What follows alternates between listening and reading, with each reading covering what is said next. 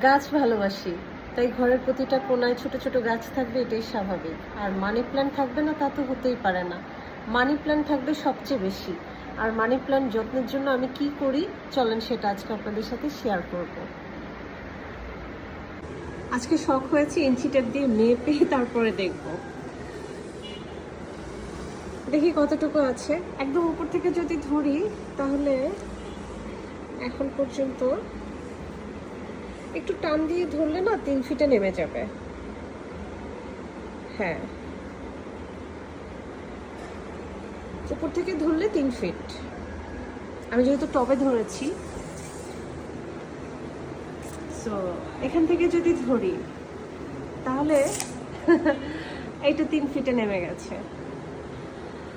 আমি গাছকে কি দিয়ে যত্ন করি সেটা আজকে আপনাদের সাথে শেয়ার করবো বলেছিলাম না?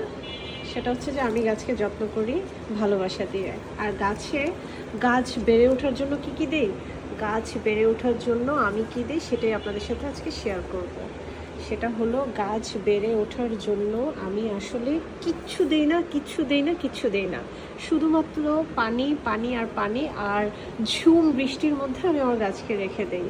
আর সেই সাথে আমি আমার গাছকে দেই অনেক অনেক অনেক ভালোবাসা।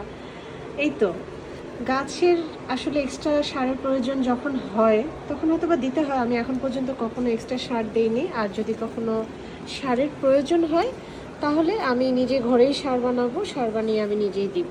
বাট এখন পর্যন্ত মানি প্ল্যান্টে আমি কিচ্ছু দিইনি।